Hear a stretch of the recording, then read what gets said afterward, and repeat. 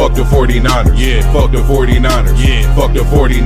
Y'all a Thanks. sorry ass team. Thanks. Fuck the 49ers. Damn. I hate the 49ers. I hate y'all. I hate the 49ers. Fuck y'all. Bow, bow, bow, bow, bow. Y'all some booty cheeks. Hey, hey, hey. Hello, everyone, and welcome back Bow, to the bow, bow, 41st bow. Y'all some episode booty cheeks. of the Hey, 3 hey, Count Out hey, podcast. hey, We are coming to you live and in living color after AEW WrestleDream and Week 6 of the NFL, Week 7 of college football.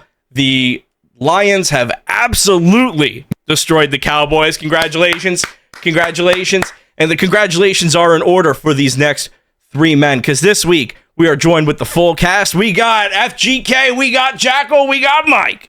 I would like to start with a hearty belated birthday to Jerry Jones. I'm glad we could do so good on your birthday for you. And then I'd also like to extend a happy birthday to Jared Goff, who I believe his birthday is today. Happy birthday, Jared Goff. Happy birthday, Jared Goff. Oh yeah, well, I'm FGK also. We can tell those Cowboys to go fuck off because we stomped their ass. Well, don't fuck Goff. Well, I mean, if he likes it.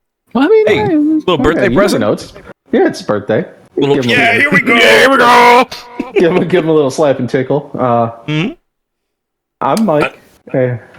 Go ahead, Jackal. Wow. Until I found out that today was the 41st episode, I'm really disappointed in myself. I'm really upset. I should have saved that joke for the 49th episode. Hi, my name's Jackal. We'll do it again. We'll do it again. Nobody will know. We'll just do it again. It's okay. It's okay. It's in 8 weeks from now. You know, Yeah. it's fine. It'll be good. It'll be good. Or at least I hope it'll be good. We got time. And I think before we talk about anything, I just want to say we won handedly, and we lost the heart of the defense in the process. So, Hutchinson, because we know he listens, even though he doesn't want to admit it, Of course. which is understandable. Well, he's got free time to listen now. Yeah, he'll be listening to every episode. He'll be damn it. commenting, obviously. But hopefully, that heals up quick. He already had successful surgery, so hopefully he heals up soon. And I've seen a lot of things online that are like, it's not career ending. He's out for the season, but he, with recovery training, he'll be back next year ready to roll, and he's going right for Dak this time. Well, even though Dak didn't do it, it's actually our own teammate that did it, but that's not the point. I saw somebody online on TikTok, and they were like, yeah, listen real close. You can hear the snap. And I was like, oh, no. It just sounds like a twig snapping. Basically. It's bad when the NFL goes, we're not going to. Oh my God, I know. Yeah, like, hey, we got to go to commercial, and then they come back, and they're like, all right, don't worry about that. Everything's fine. It's like, I don't think it is. Like, it's bad to start off with when they cut to commercial, they come back from commercial, and it's worse. Like, the striker's out, and they're like, yeah, we're going to need to go to another commercial. We're not going to show you this. We'll be back in a minute. And then you get back, and then they're carting them off, and it was like, oh, no. It's always funny laughing at the hypothetical scenario on TikTok where somebody's acting it out and the text is when your leading tackler or your favorite player on defense just gets injured and the only audio for the TikTok is Whopper, Whopper, Whopper, Whopper, Junior. It's not funny when it actually happens to you. No. It's actually really kind of. I should be really happy about that win, man, but. There's just a nice Whopper-sized hole right in the middle of my shin right now that's really making me not feel as happy as I could be. I mean, we could still be happy about it. We not only beat Dallas, which was a long time coming, but we beat them with authority to the point of where everyone online is going like, Detroit beat Dallas so bad that they were just throwing in their linemen for touchdowns just for shits and giggles. Now we know. It was more of a revenge plot, but the point still stands. We were literally throwing our linemen on there because we had kicked their ass so bad. It was that was boredom. You guys got bored and you were like, yeah, fuck it, get 78 a touchdown. Why not? This was Infinity War Thanos, and I love it. Infinity War. This was domestic violence. My favorite is that they blurred out the screen at the stadium so that Yeah, they did. I saw that. they're going, please shield your eyes. Just don't let look. the children see. They'll cry. If no one sees, we didn't lose. Cowboys fans' tears fuel me, and I am fueled. I am ready to go. I'm on a full tank. So this is essentially us repaying back the debt for you guys knocking off the Packers at the beginning of the season. You know, we're nice and even Stevens. We're all squared away now. So I appreciate it. Good luck with the rest I appreciate you doing that to Dallas. That was some good football. I like that. I could watch that all day. The rest of your way and dealing with somehow Washington being the best team in your conference, and it looks like 75% of your fan base wanting Nick Sirianni's head on a pike, shaved or with hair. I kind of wanted to get to that actually. As a Philly fan, I gotta know. Right now, everyone, Philly fans, even are like, yeah, we're done with this Nick Sirianni guy. Like, is this a long time coming? Are you kind of like okay with this? Or are you like, oh, there's overreacting? Well, you see, I don't think people were calling for Sirianni's job all the time. That's just how Philly fans work. Whenever we lose, whenever it's like a bad game or whatever, immediately it's like fire the coach, fire the offensive, fire the defensive. Wait, here's the thing. They were even doing it when you guys won. Well, yeah, no, that's what I'm saying. Like we won, but fuck that dude. We should have won that more. That's what I'm saying. That's what I'm saying. Like even when it's like a bad football game, that's just a Philly fan thing. I'm not normally one to jump on like there needs to be coaching changes, especially in Philly. Like the offensive coordinator and defensive coordinator. I mean, I said it a couple weeks ago when I was doing like the letter bit or whatever, but like it's been a revolving door, right? Like it's always different. That being said, Nick Sirianni's a fucking clown, and he needs to go. 100%. I'm not one for tribalism, but fuck that dude. 100,000%. I'm sorry. The only thing that changed about that team between before the bye and after the bye was Nick Sirianni having his Britney Spears moment and shaving his fucking head. That was it. That was it. Yeah. At the end of the game, okay, there's so much fucking wrong with this game, first of all. But at the end of the game, again, Eagles are winning. Doesn't matter. We're yelling fire Sirianni. People have been yelling fire Sirianni for weeks. Again, just one of those things. But like at the end of the game, we're winning. He turns around and yells back at the fans. Yeah, he's talking shit to the shit to the fan. Dog, this is Philly, dude. You can't do that. Like we're a rabid fan base. That's like the wrestling heel leaning into it. Like you're only gonna get booed more, you know. But I mean, there have been a lot of problems with the Eagles, and a lot of problems that Sirianni doesn't want to acknowledge. I think personally, one of the biggest problems, which they did point out in the game. Is that the Eagles are the only team in the NFL to not score in the first quarter this season so far.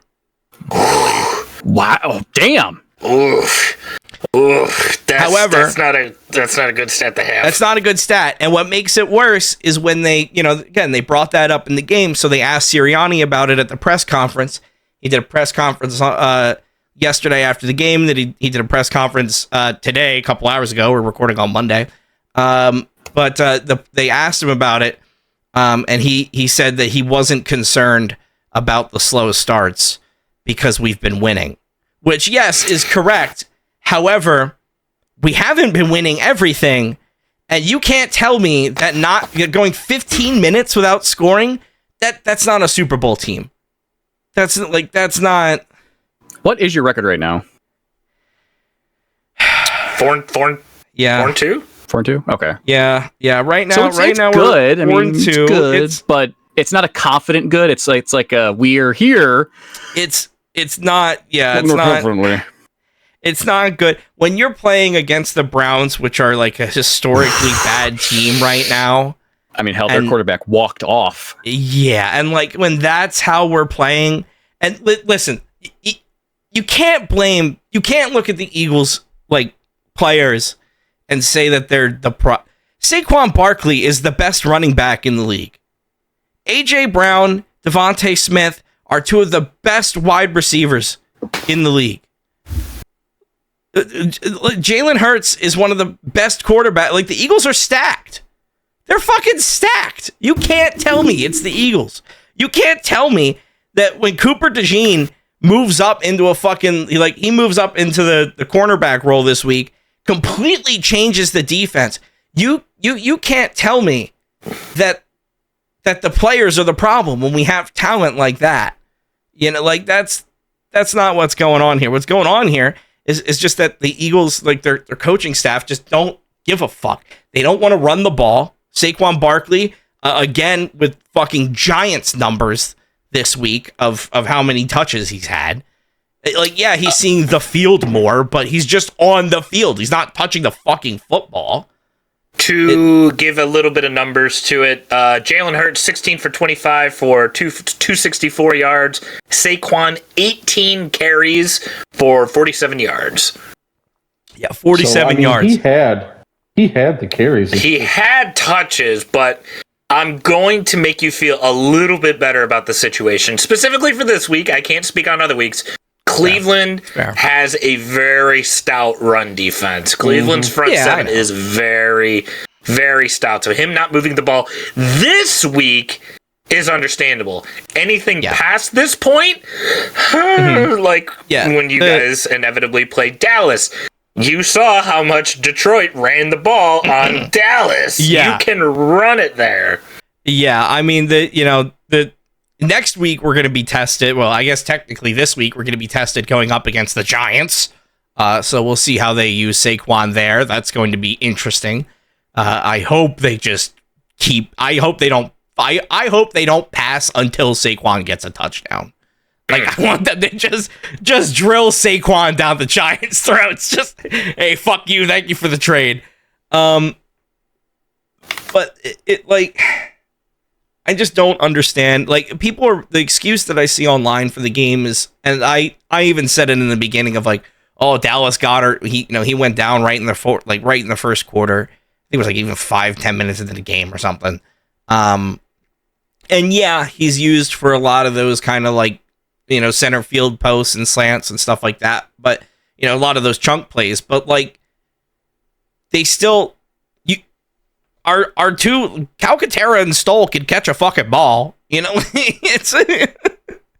like, yes, Dallas Goedert is good, but we have two amazing tight ends. And then they just brought on to fill Dallas Goedert's spot. They just used Jahan Dotson, who's going to be probably one of the best wide receivers in the league once he actually gets out of fucking wide receiver 3 hell. To be fair, he just got up. So, this is his first year on the Eagles. But, once he actually gets playing time, he's going to be a menace too. Like, every player on the roster is more than capable of being on a championship team. And right now, it seems like, normally, the way that the Eagles work, and the reason why people specifically call for Sirianni, is because normally a lot of the play calling is left up specifically to the offensive coordinator and the defensive coordinator, except for big calls like third downs, red zone, everything like that. First of all, the Eagles didn't even see the fucking red zone until I think the third or fourth quarter. Nowhere even close, because one of their touchdowns was 22-yard pass, so they were like right outside. But regardless, a lot of the play calling in those big moments when Sirianni would be taking over, that's where it's starting to struggle a little bit. And it's like, okay, maybe some things have to change. And listen, like I said, offensive coordinator and defensive coordinator, it's been a revolving door. The one coaching spot that hasn't changed has been head coach Nick Sirianni. He's been there. He didn't win us the Super Bowl in 2017. As far as I'm concerned, he still has a lot to prove. We'll see. Sirianni did not win you the Super Bowl. However, he did get you there. He did get us there. He did get you there. Here's my solution. This is what I'm liking online. I'm seeing a lot of people, with some suggestions for head coach. Personally, and the one that I'm backing, and my vote for Eagles coach 2024, Jason Kelce. He's shown absolutely zero interest in doing it. However, I feel like he'd be great at it. Also, I would just love to see our head coach shotgunning beers at a tailgate and then, screaming on the sideline, probably ripping his shirt off at some point. Like, that would just be entertaining in itself. So Coach Kelce 2024. I see Jason Kelce coaching like a high school team. not a he's gonna Teddy Bridgewater it. We'll see. Because Teddy Bridgewater's doing exactly that. There was more NFL games that happened besides just the two games for us homers, and one happening tonight being the Bills going up against the Jets. To kind of quickly glance over the ones, Buccaneers scored the most points in a very odd game this week against the Saints. I believe the lead changed in that game 6 times. Damn. Very odd. Yeah, a lot of back and forth. Yeah. A lot of back and forth, Buccaneers and Saints. Baker Mayfield, 300 some odd yards, 4 touchdowns, 3 interceptions. Like, you can't do that. You're not going to win very many football games in the NFL throwing 3 interceptions every single game. Texans absolutely demolished the Patriots to the surprise of literally nobody. Thank God. Kevin's favorite team, the LA Chargers, knock off the Broncos 23-16 because they finally were able to get a hold of some other teams' play calls and signs. Good to know that tradition is carrying over to the NFL. Mr. Harbaugh. Colts hang on against the Titans. I don't know. He did go into the medical tent for something. I think it was allergies. I'm not positive. Yeah, he went off and came back. So yeah, it wasn't anything too serious. Right. Yeah. He would be the dweebiest coach of all time. Be like, I get the sniffles. Can you check me out? All I saw on Twitter was like, Harbaugh's in the medical tent. He's having a heart attack. He's gonna die. And I was like, damn, what the fuck is happening in that game? Like, Jesus. The other Harbaugh that probably had a heart attack on the sideline was John Harbaugh in the Washington-Baltimore game, which was the other game that we picked this week for our pick'ems. Let's see, to give a quick run back on the picks, we all picked Baltimore except for Kevin. Kevin was riding with the commies, and this game was actually a lot closer than I had anticipated. Commanders putting on a very good show against the number 1 defense so far this year. Ravens 30, Commanders 23. Very, very, very, very good game. Just that kind of tells me, as someone not in the NFC East, so unfortunately as someone not with an already pre-existing bias, Commanders are going to be a lot more legit than people think this year, and I'm very excited about that. I really like Jaden Daniels. And they were not in talks like once in like preseason last year. No one ever thought. But those Commanders next year. Yeah, everybody just kind of thought the Commanders were going to be sort of a non-existent whatever sort of team, but they're making some noise with a pretty light schedule the rest of the way. In NFC North terms, Packers take care of the Cardinals 34-13 in a very handedly decided game. The Bears, no competition there. No, similar score and similar game to Bears and Jaguars.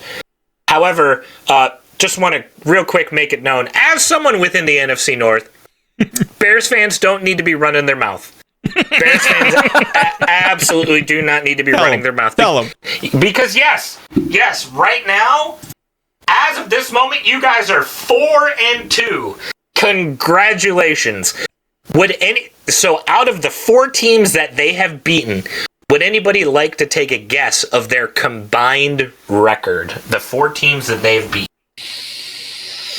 Ooh. I don't even. 3-9. A little bit more than that. 5-9. The combined record of the teams that the Chicago Bears have beaten, I believe, is 4-18. More than So that. four wins and 18 losses between every single team that the Bears have beaten. Damn. Those teams being the Tennessee Titans, Uh-huh. the LA Dog Rams, squad. Uh-huh. Stellar team. the Carolina Panthers, Next MVP team. Amazing. and the 1-5 Jacksonville Jaguars. Tony Unstoppable. Khan loving it.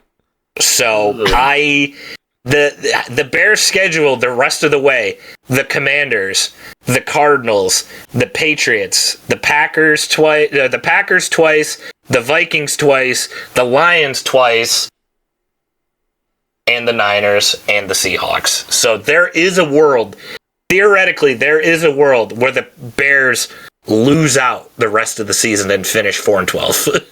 Oh my god! I It's actually, what I want. well, I mean, not only because they're in our division, I just want that so bad, just because I don't want them getting too big for their britches. All right, yeah, you picked on the elementary school kids. Yeah, all right, you won some games, cool. I want you to get swept now.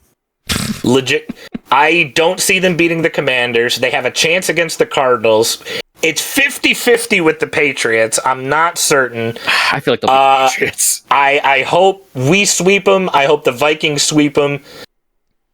I hope the Packers sweep them.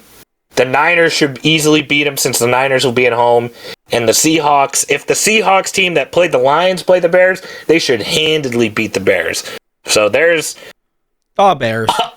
on paper, maybe 2 winnable games left for the Bears. Oh, Now- that is rough.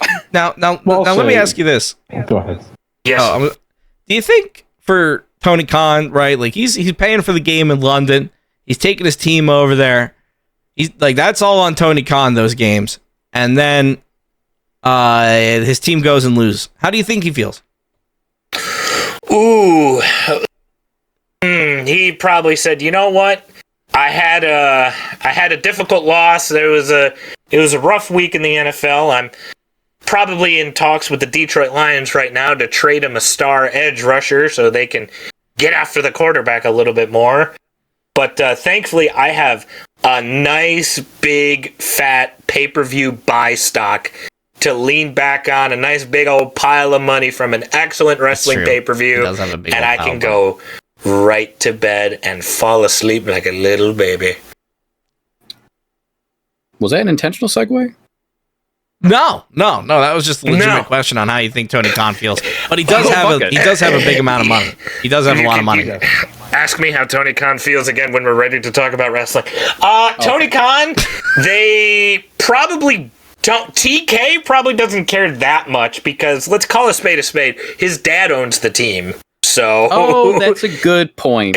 Tony Khan probably doesn't give a fuck in the grand scheme of things. Actually, a good point. I actually totally forgot about that. Every time his dad's mentioned, I flash back to when Tony was wearing the neck brace and his dad just had this look of During the draft. you and your fucking hobbies. Dumb fucking hobbies. It's like a dad taking his kid to a furry convention. It's like, why am I here? Yeah. Tony, please, this is I don't serious. belong. I in never any of loved your this. mother. She gave me you. The Jaguars do not have an easy schedule the rest of the way either. I was really hoping the Jaguars finish the season without a single win. They got in order. I'll rapid fire. Patriots, Packers, Eagles, Vikings, Lions, Texans, Titans, Jets, Raiders, Titans, Colts. Oh my. There's also They a have- world where I don't see Jacksonville winning a single game the rest of the way. They have- Just shitty that's teams. the thing is, Trevor Lawrence found out he can say, fuck it, Gabe Davis is down there somewhere, and he can just huck it. And Gabe Davis will catch it. So all of a sudden, they have a pass game, kind of, and they have 2 running backs that if they actually use are good. Really, it's that their defense is still kind of putty, and their offensive line is Swiss cheese. They have a chance of actually winning a few games too. When you're going up against Will Levis and the Tennessee mayonnaise drinkers twice, that's a pretty good chance to do so. And Bill Belichick's special circus home for freaking stupid rejects. I was about to say something else, but that might get the podcast canceled. There's some bad teams on their schedule. Yeah. However, that doesn't mean, it's a guaranteed win for the Jags either. Oh, no, I don't think anything's a guaranteed win for them. They have plenty of time to fuck it up. One more. Oh, I heard someone talk. Hello. We can bring it back. I'm just kind of curious. I want to bring it back to Detroit. Yes. Now that Hutch is out for the season, are they planning on bringing up their secondary? Do you think this is a scramble time where they go, who in the NFL can we pay a lot of money right now, i.e. Max Crosby or anyone else? What do you think? What do you think going forward? Vikings and then the rest of the season. I'm gonna say. Think?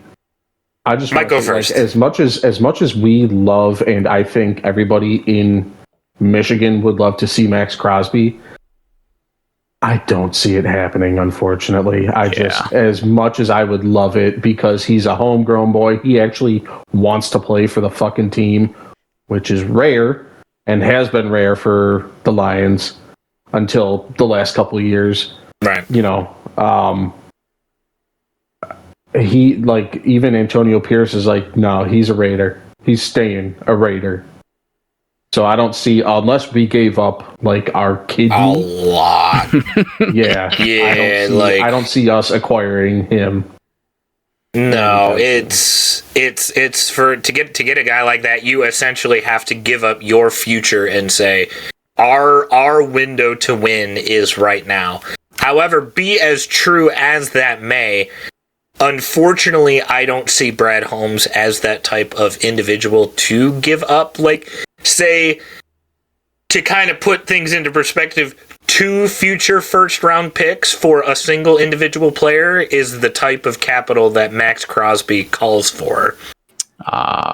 And Holmes isn't necessarily the type of GM to do that, as much as Lions fans want to make it seem otherwise. What about open it up to anyone else besides Max Crosby then? Anybody else besides Max Crosby is probably a much more guaranteed... I shouldn't say guaranteed, is a much more of a... what's the right word? Certainty, positive, something along the sorts. I can't find the right word at the moment, but I hope you know what I mean. A lot of the names being thrown around right now is guys like Trey Hendrickson out of Cincinnati, Trayvon Walker out of Jacksonville, which is ironically the guy that Jacksonville picked over Aiden Hutchinson. So technically we would be trying to trade for the guy that the Jags took instead of Hutch. That one's not as ideal because since he is a first round the first draft pick in the first round, that kind of requires a hefty contract, which probably the Lions don't want to pay for him and Hutch, but as far as that goes, I'm not certain of the schematics behind it. I don't tamper too much with contracts and draft capital and so on and so forth.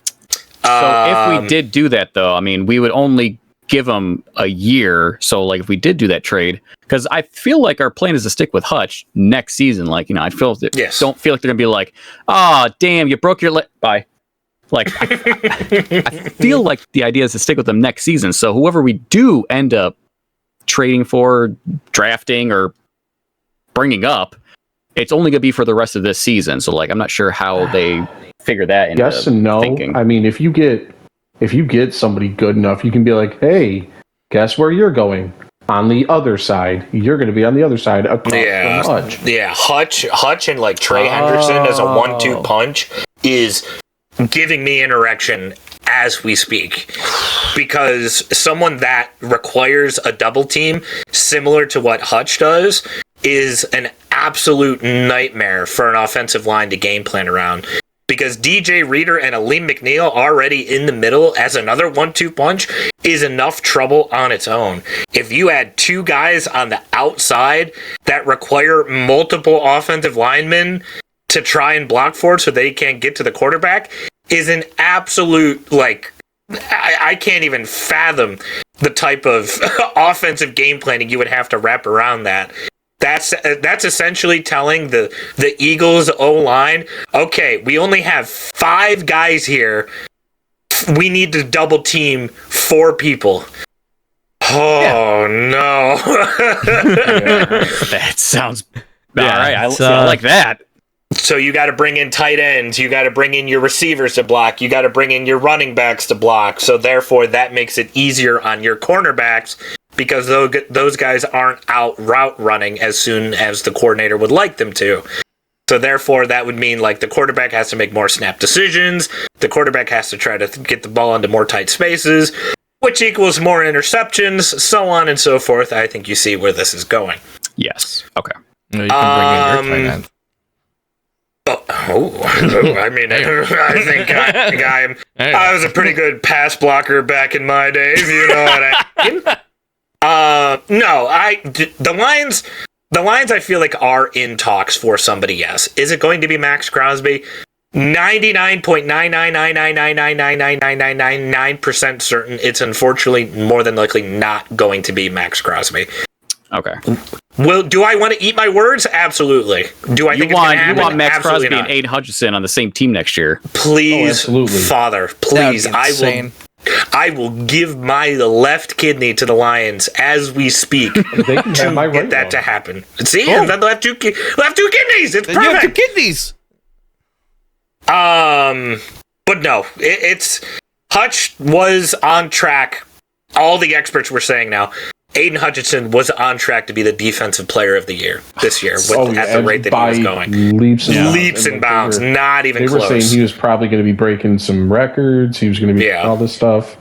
He was going to be having a gangbuster season. You know it's bad when other teams in our division are feeling sympathy for us. Yeah, I did see that. I did see a lot of people online. I will say this, actually. I'm going to give a little bit of credit to, because every time we beat like the Vikings, or in this case, the fucking Seahawks, it's always like, oh, well, do you had a cold, or you guys are just, big meaties, or you guys really suck. The Cowboys fans have just been like, damn, we suck. Also, sorry about your loss. And like, that's all I've seen online.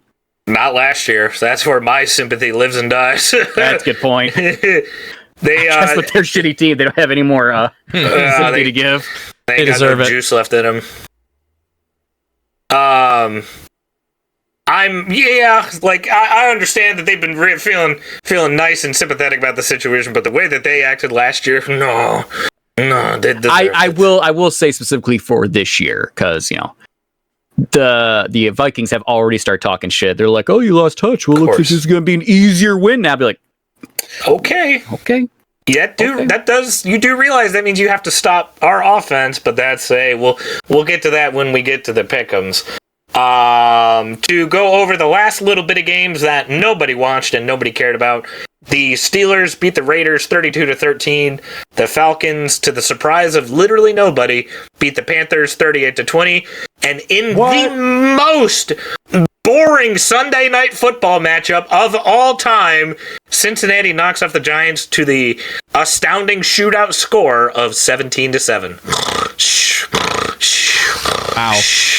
Amazing. rough. Yeah, I could not have riveting.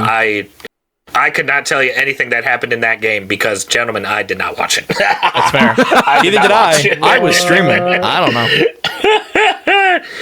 You tell me you weren't just enthralled in excitement? I was too busy cleaning up the mess after 47-9. That's what I was doing.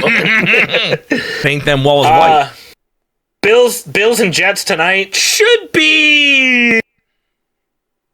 It's good on paper. Do I think it's actually going to be good? Probably not. They are at New York. They are at MetLife, and that field is known for taking out players. So hopefully everybody stays healthy tonight. I don't want any more teams to have to deal with what Detroit is going through right now because it fucking sucks. I don't want to keep bringing this back to Detroit or the Cowboys, but we all made a point of it when we were talking. It's so funny that the Cowboys made a stadium where they blind their team for half the game. Yeah, dumb That's roof so design. Stupid. That was so How you go millions and millions of blasting dollars. your own fucking team? God damn it! Like, it's their own field. On his that field. That first play when it happened, and you just saw like this guy turn his head and just immediately become blind. Flashback. Yeah. And you're like, oh no, buddy. I just know that Jerry Jones sitting there in his little millionaire booth on his birthday, watching his Cowboys get absolutely bent over, seeing his dog shit stadium blind every single person in attendance, knowing it was like, man, I really wish WrestleMania 32 would come back here. WrestleMania 39 made a lot of money. I ain't making any money right now. I wish it wasn't my birthday. I wish it wasn't my birthday. You guys gave him the best. You guys gave him the best birthday present. A wake up call. I said it in a video that is featured on the Jackal Joker YouTube channel, and I'm certain we'll probably get featured on the 3 Count It Out YouTube channel. Yeah, it'll be up there. The other ones are doing great. This is the worst loss at home in Dallas Cowboys history. Really? In Dallas Cowboys, this is the most lopsided loss at home in Dallas Cowboys history. That's God, amazing. does that make me happy? Congratulations. I mean, not only to beat them, but just it was the Lions who did that. Oh yeah, We're making statements. The Lions ruined. Well, I'm not sure if they've ruined, but Aaron Rodgers' last play as a Packers. Lions interception. The Cowboys, their biggest loss deficit. Lions. We won the NFC North for the first time in Minnesota. We're just making statements everywhere we go. We beat the Chiefs at home on opening day last year. Opening night.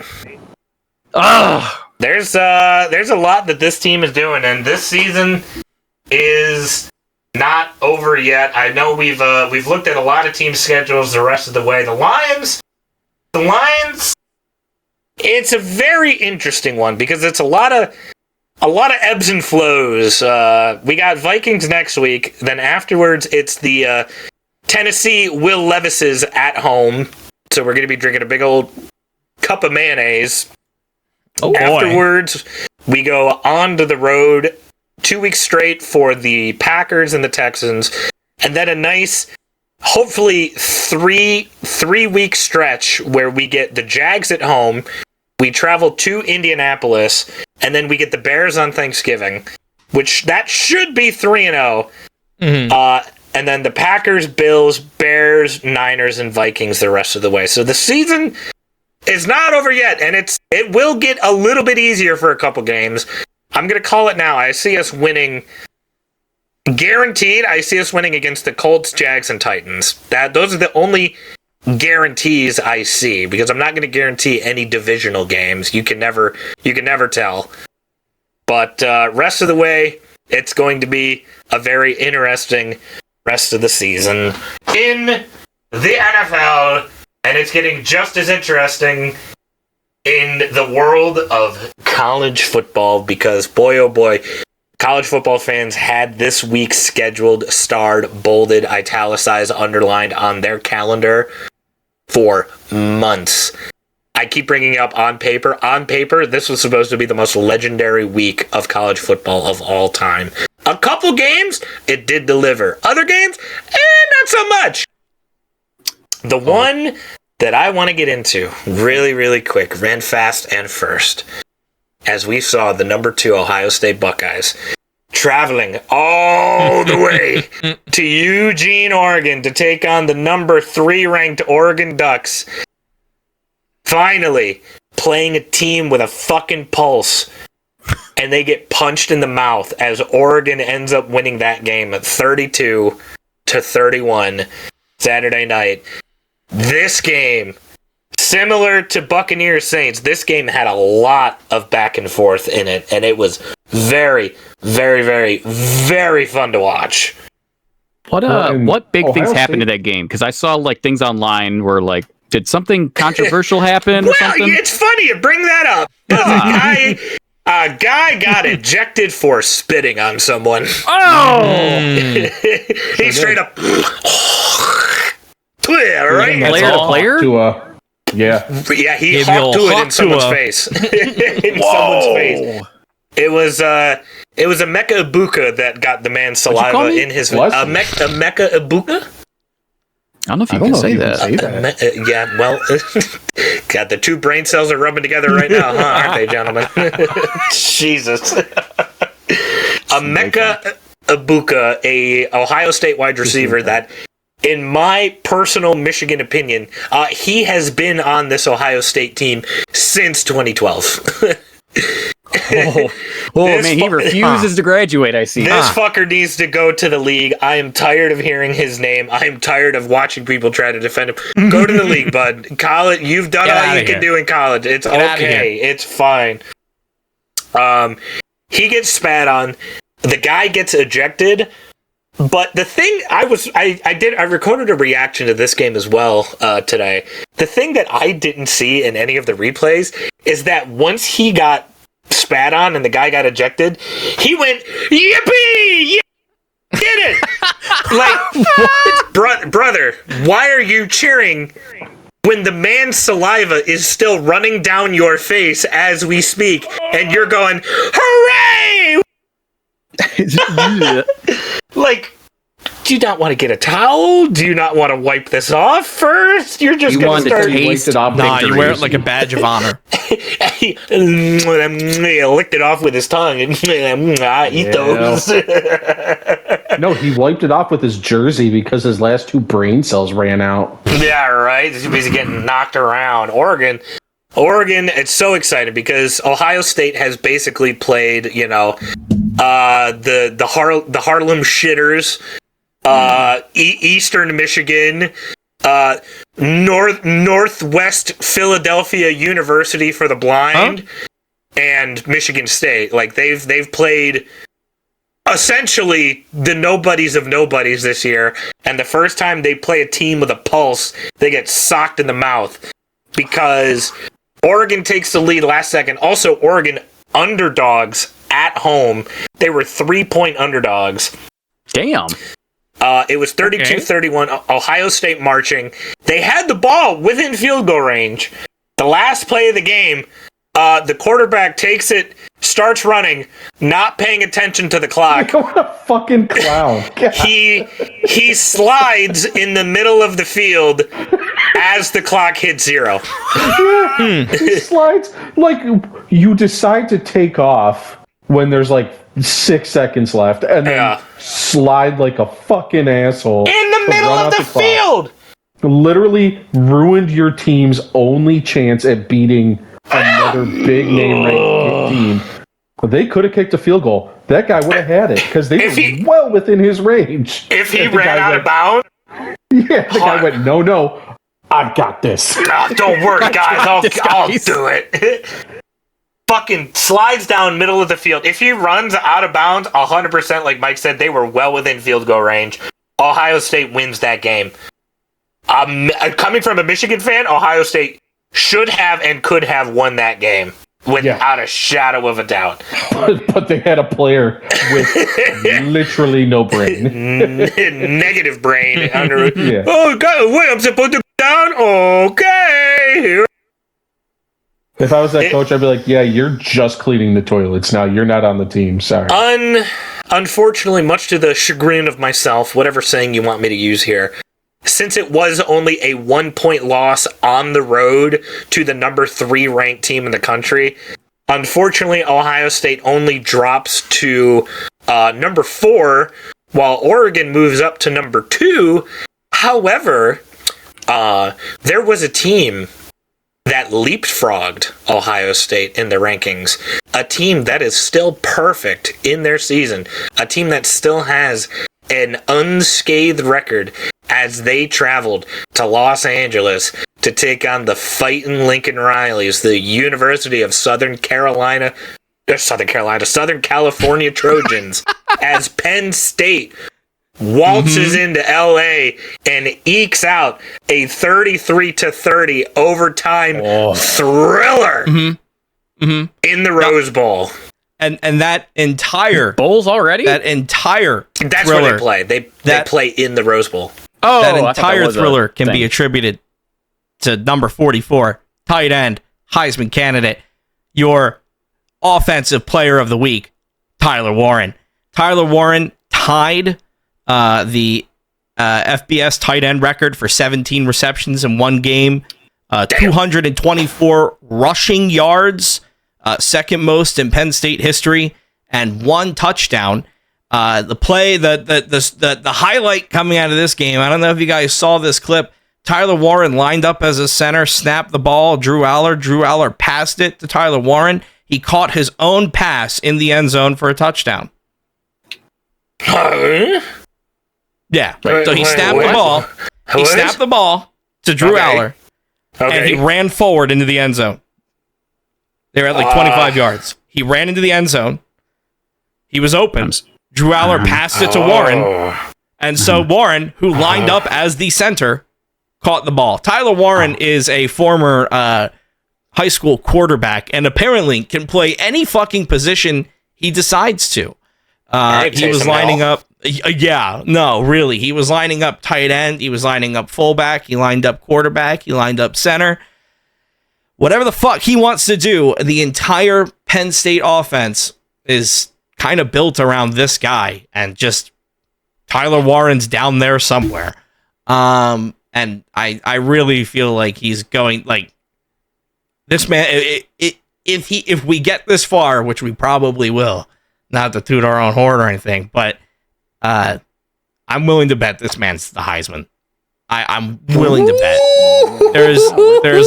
There's no way in hell, because he's like, literally at one point the commentators were just like, and yeah, it's Tyler Warren. They're just like, yeah, he's just doing that again. Like, they were playing games where they were just like circling him. They were like, oh, look, now he's lined up as center. Oh, now he's lined up as quarterback. Oh, now he's lined up at tight end.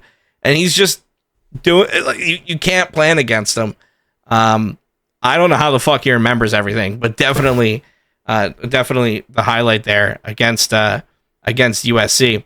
But we also, had a little bit of apparently travel troubles getting over there. They were trying to make a big deal that Penn State had to drive an hour or something to Harrisburg and then fly. I don't know. They were trying to make it seem like that's why Penn State was doing bad in the beginning, but I don't think it was. I don't know, man. I don't know. That was a factor that played into Penn State, but I'm going to be honest, I didn't see it. That is unfortunately something that the Big Ten teams are going to have to get used to now, just with the way that the Big Ten is set up. Like, there's going to be so much travel involved. Like, I think Washington is traveling back and forth across the country more than anybody else at this point. Don't they get out there like 2 days ahead of time? Like, you're there. Like, I'm sorry, if you have to drive an hour to an airport and then you fly across the country and then you play football that day, okay, I understand that. But if you drive an hour to an airport, I went to Penn State. I know Pennsylvania. It's an hour from Penn State to Harrisburg. If you get to Harrisburg, you get the flight, you fly over, and you get you're like a 4 or 5 star hotel for a couple days hanging out. College professionals do that, yeah, but no, college kids, the schedule's a lot more tighter than that. Is it really? Yeah, it's like day before type of travel, because they're still technically college kids. Like, the professors aren't going to let them go, Oh, no, at Penn State they will. Oh, no, at Penn State they will. Yeah. Okay, I'll take your word for it. They bend over backwards for Penn. You can do anything if you have a letter from Penn State football. Well, I'm so happy for everybody at Penn State. Although, you're talking about Tyler Warren being the Heisman guy, and then we still have the Michael Myers of fucking Ashton Genty, who through 6 games is already over 1,200 rushing yards. He is on point to break Barry Sanders' fucking college rushing record, which is like 2,672 yards in the season. Insane. Just casual. The season's not even like halfway done. No, and that's the thing, is like, he's not overexerting himself. He's just running the football. Yeah, he's just doing his thing. There's still 6 regular season games left. And it doesn't look like he's fucking struggling at all. Like, people can't tackle him.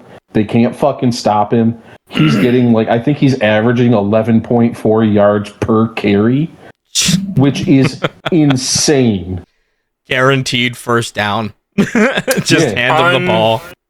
The only reason why not many more people are covering him or talking about him, even though a lot of people already are talking about him in the world of college football, it's just he plays at Boise State, which is a group of 5 school. I think this weekend they just most recently beat up on, here, let me check my notes, the Hawaii Rainbow Warriors.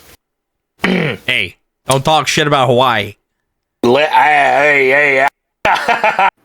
I'm trying not to, but the defense that he's unfortunately running up against aren't exactly stout by any means of the word. So he is on track to break that record, and I hope he does. As someone who was lucky enough to be able to receive Barry Sanders, to have his professional career on our professional sports team, break that record. But Barry absolutely. Sanders? I received him. I did. Daily, nightly, and ever so right. I wasn't even born yet, and they called me. They said, Jackal, coming to you live from the womb. What do you think about this guy out of Oklahoma State? I said, listen, he broke the rushing record. You better fucking draft him now. And I slammed the phone down, because you could do that back in the 90s. You could slam that phone down, but you can't do it anymore. You just got well, you can slam it down. You'll break your screen, but you can slam it. Emphasis. That's how they know I'm angry. Is that why foldable phones are coming back, so you can fold it closed and discuss? Just that way when I'm pissed, I could... The other people who are probably pissed in the world of college football this weekend, the good old Alabama Crimson Tide kids. Good. After losing the upset of the century, what's it? We'll say upset of the decade so far. I won't say century because there's probably plenty more upsets that happen. Alabama dropped to unranked Vandy last week, as it was the first time Vanderbilt has ever built a number 1 ranked team. They took on the Cox this week. Nice. The Cox of Southern Carolina. Who should have won? I'm going to say that now. Who should have won? 100%. Unranked Cox lost to Alabama 25-27. So this Alabama team, this Alabama team that absolutely skunked Georgia in the first quarter, gone, non-existent. Bye-bye, see ya. No clue where they ended up, because they're not here right now. I definitely think this has something to do with Saban not being there anymore, because this hangover is lasting a lot longer than it ever would have if Saban was still there.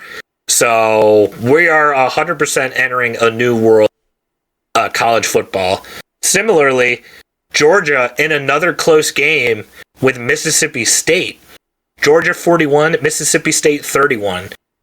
In the past, there were always these teams that would have very dominant wins over teams that obviously wouldn't beat them, like an Alabama, like a Georgia, like Michigan, like Ohio State. It would always be like this 40-0, 69-7 type wins. And as of right now, there's absolutely nobody doing that. I think this season is wide open for anybody to take. The closest thing that I could see happening right now, and who I'm going to stake my claim as the national champion at the moment, Texas knocking off Oklahoma in the Red River rivalry, 34-3. It is unheard of for Oklahoma to score only 3 points in that game. They always make it competitive. They always make it close. So the fact that Texas dogged them like that this year, oh yeah. It's a bit of a meme in the college football, but I think Texas is back. I think Texas is fucking. It's scary. Yeah, it's a scary team. When you have 2 quarterbacks that can both just lead a full team to victory if they want, and you're like, I don't know, which one do you want to start? Which one do you feel like? That's terrifying. I think doesn't even have one, let alone we don't have 2. Fuck's sake. Blown through 18 different dudes at quarterback right now, and I can't even find a single one, and Texas can't choose which one they want to have do the job. Love it. Happy to be here. Maybe that's why I enjoyed this week so much, because I didn't see Michigan throw for 60 yards total in an entire game.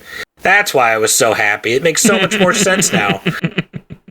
Jesus criminy. Texas holds strong at number 1.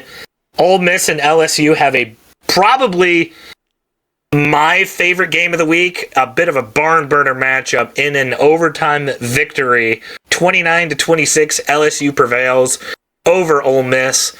Both teams still ranked. LSU jumps to 8, Ole Miss drops to 18. I have a feeling both of these guys will be able to say something about the state of the SEC near the end of the season. Colorado drops another one, 31-28. Not really surprised there. And everything else across the board is kind of standard. So what are we looking at next week? What do we got for picks? Let's do it, baby. That's what I was just about to segue on into. I like it. I like what you're thinking. Oh. This week, we are going to stick with the 3 and only 3 ranked matchups on paper.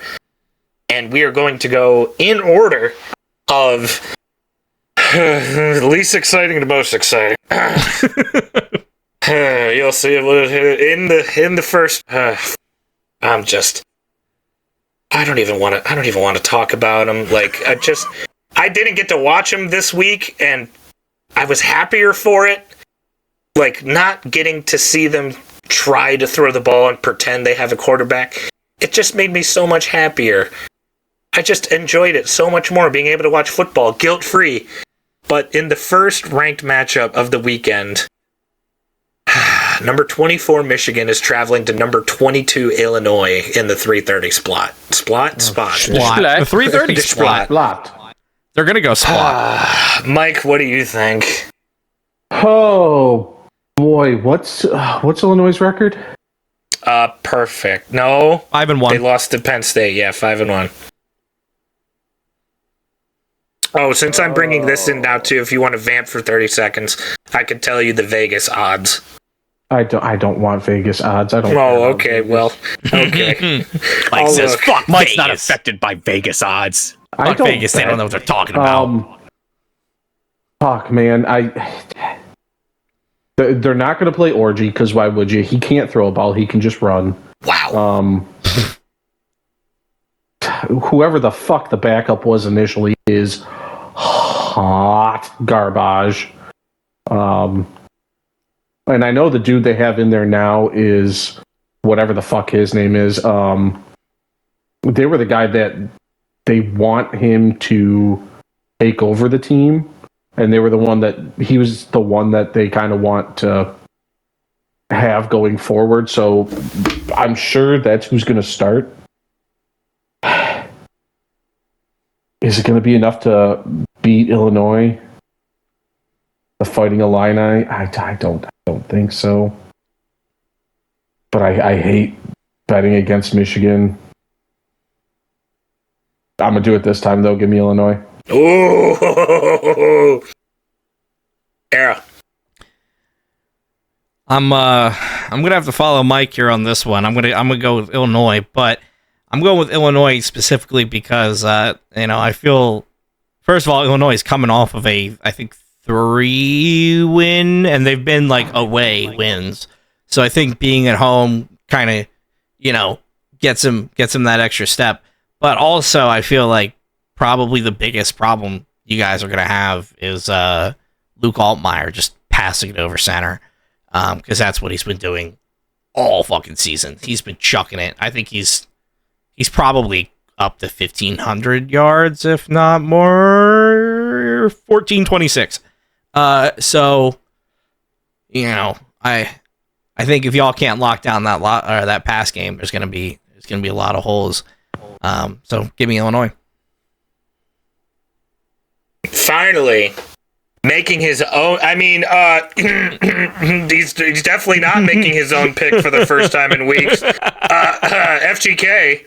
I'll make this easy. I won't go him and haw like Mike and Era. Illinois. Fuck him and haw. It's called giving analysis. My analysis is Illinois. I feel like I gotta take a shot to make this pick, but fucking give me Michigan, man. Oh, it's like I gotta.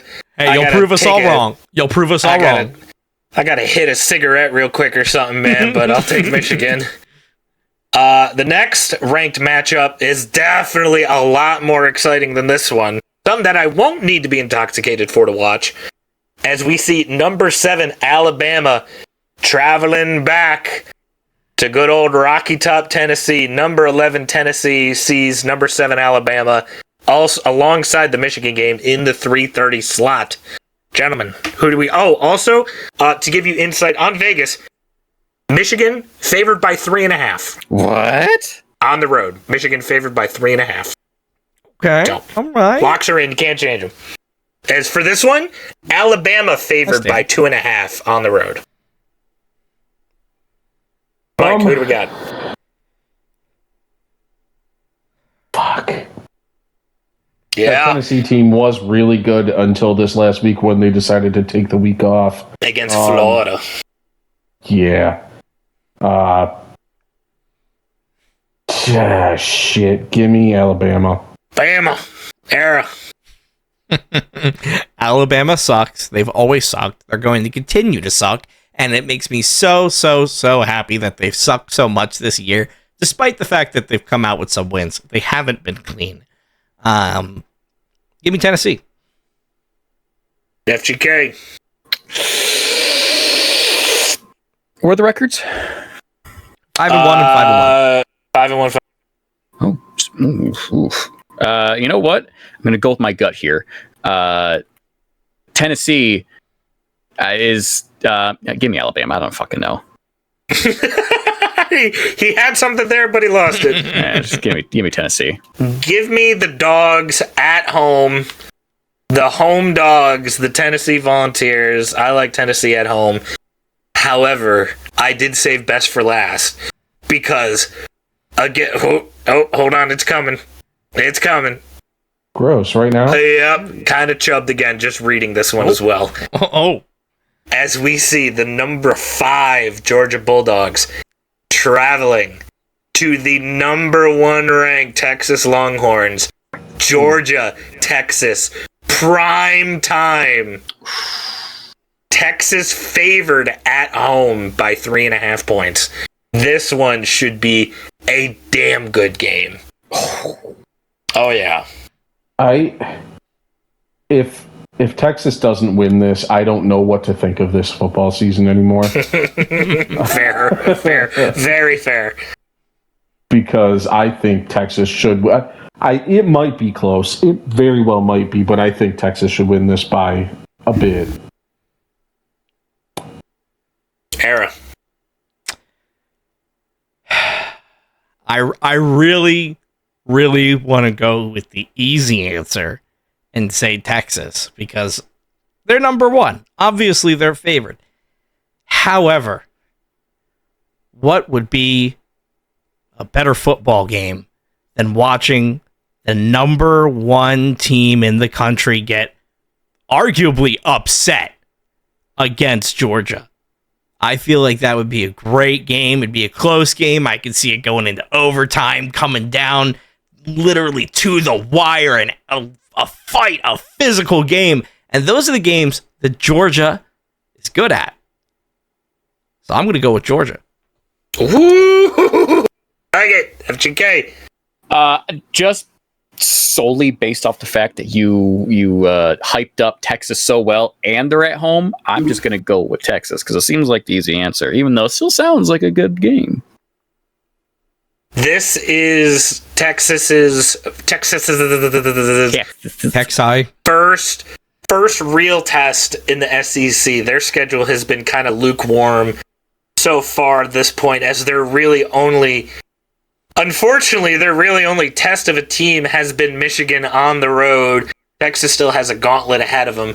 Georgia has been punched in the mouth this season by Alabama, apparently by Mississippi State as well. I also don't think that this is going to be the only time these teams are going to play each other. I feel like a college football playoff rematch is in the future. So, if I want to book this properly, I think Georgia needs to win the first round matchup for a little bit more chaos to make all the top dogs in the SEC all have one loss to make things even more fucking confusing. In the professional world, where we have 2 Monday Night Football games this week, not a lot of stellar matchups. However, there are some diamonds in the rough. We're going to hold off on picking the Lions. We're going to hold off on picking the Eagles because we're going to talk about them anyways, and we can already know what picks are going to happen there.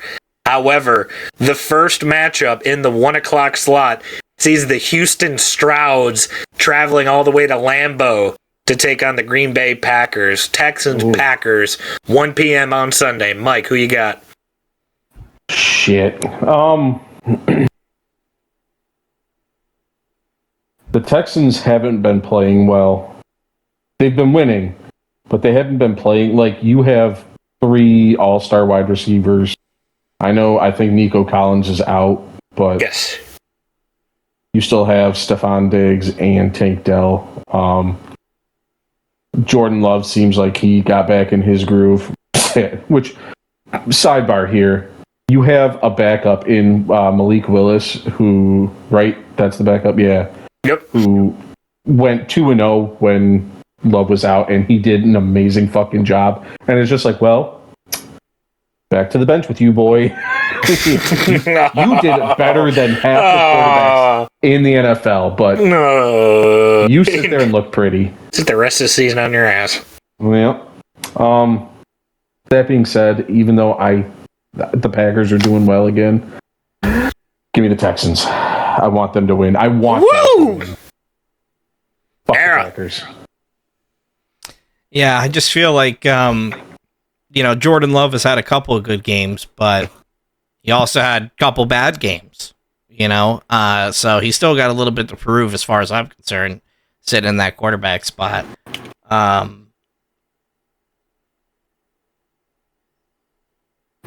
Give me the Texans. Ooh, FGK.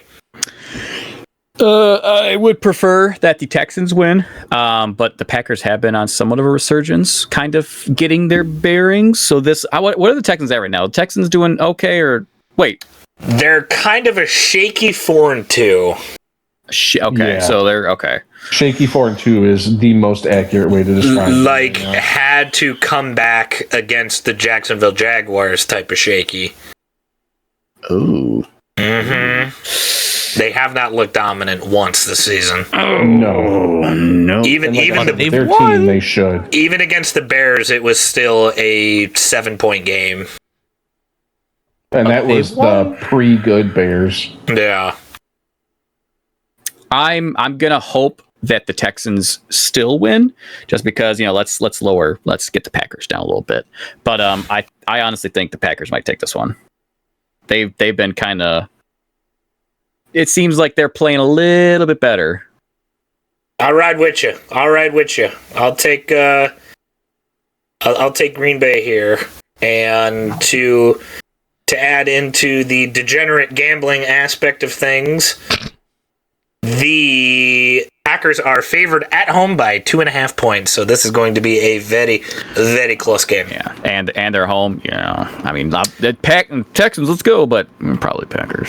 The Monday Night Football matchup that I feel is probably going to be a repeat of Seattle versus Detroit features 2 very high-powered teams, as we see the Baltimore Ravens traveling down to Tampa Bay to take on Baker Mayfield and the Buccaneers Monday night prime time next week.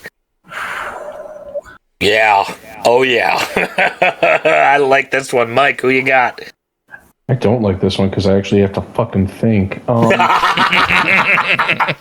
Just feel it. What do you feel? First team name that comes to your mind. Ready, go. Ravens. Bam. Got you down. See, you don't have to think. You're welcome. Era. I'll do the thinking for you, Mike, because I think this one is really going to come down to Baker Mayfield getting tested against a hell of a quarterback in Lamar Jackson.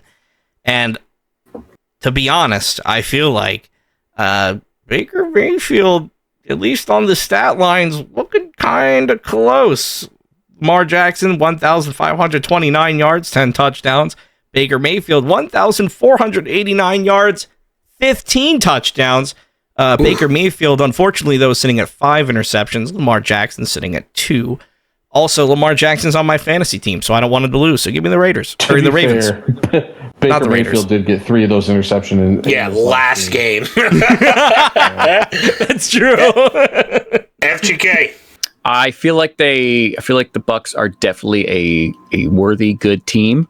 However, I have also seen the Ravens play after their first 2 losses, and they have not slowed down at all. Like, the Vikings have slowed down. Like, you could see after their dominant wins, you can kind of see the cracks starting to show. I have not seen that once since the Ravens went 0-2. So I'm actually going to go Ravens. I feel like they're going to continue their dominance. Give me Tampa Bay at home. The Hurricane Milton buff. They're going to be playing for their city, baby. I can feel it. They're going to be juiced up for everybody around them. They're going to fucking pull it off. I can feel it. Are they at home? Are they underwater? Because you brought that up, I want to do a quick sidebar here. So, did you see, it was the UCF game that, like, people were like, I can't believe these fucking fans, they lose a game and nobody shows up. And then somebody went, There's a hurricane, really? dumbass. Did something not just fucking happen to goddamn Florida, Motherfuckers had to run for cover. Such a terrible fan base. It's a shit fan base, man. They don't come out. Like, what the hell? Ravens are favored by 2.5 traveling to Tampa Bay. Yes, they are going to be in Tampa Bay. Okay. In the last game that we will pick, the last game that we will talk about, the best game in the professional slate on paper is a Super Bowl rematch as the San Francisco 49ers are traveling to the Kansas... Oh, no, sorry. The other way around. The Kansas City Taylor Swifts are traveling to the Bay Area to take on the 49ers as the Niners are 1.5 point favorites at home in a Super Bowl rematch in the 4 o'clock slot. Last game we're picking, gentlemen. Mike, who do we got? The 49ers are now using their backup running back. That's being generous. Well, I mean, McCaffrey was out. Jordan Mason now has a high ankle sprain, so he's out. So now whoever the fuck that backup guy is, he's playing. And Brandon Ayuk, who just got one of the fattest contracts of all time, randomly decides to take games off. So don't rely on his ass to actually produce anything. So Jared Goff has more touchdowns than Brandon Ayuk this season. Yeah. So as much as this makes me unhappy to say, Chiefs. Boo! Boo! Boo! Terrible pick. Boo! Era. Well, listen. You know what the difference between the Super Bowl and this game is? The difference is simple. Taylor Swift, not in attendance. Give me the 49ers. Oh, there you go. You don't know that. It's in San Francisco. She might be. FGK. No, she's not. No. I want... banned. I mean, I kind of want neither team to win. I'd like a hearty tie. Let's get a draw, because honestly, I don't want either team to win. But since that's probably not going to happen, even though that's my desired outcome, I'm just going to go with what I've been watching, and the 49ers have been good. But, it's really hard. It's really hard for a good team to not only play the Chiefs, but to also play the Chiefs referees. There will be some shitty calls. I'm calling it now. I'm going to take the Chiefs with, shenanigans, just like wrestling. Give me the Niners to win at home, because I hope to God the Chiefs don't have a fucking perfect season. And looking at their schedule, this is one of the last opportunities for them to really lose a game, because they haven't played anybody in their division except the LA John Harbaughs. So Shit. They don't have a lot of tough games left, and I really, really, really, really, really, really, really hope they don't go perfect. There it is. There's the picks for the week. Last week, Era ended up winning the picks, going 5-1. Me and Mike tied at 4-2, and FGK will hopefully turn it around this week, as FGK went 1-5 in his picks last week. Who was the one pick? LSU. You were the only one to get that right. Yeah, knew it. Hey, Jackal. I mean, it kind of pissed me off a bit when you picked Dallas, but whatever. Hey, Jackal. What do you think Tony Khan thinks about the Kansas City Chiefs? Oh boy. He wants to play them eventually, because I hope the Kansas City Chiefs are going to give him a ton of money to play him. I mean, he doesn't need more money, but I hope he's sitting on a bunch of money right now after getting all those sweet WrestleDream buys and building up a nice wad of cash in his house. Yeah, he's sitting on a lot of money and a lot of tears at the end of WrestleDream. Why people cry? Oh, we'll get there. AEW is starting a new tradition. Yeah. Oh, did the Greyhound show up?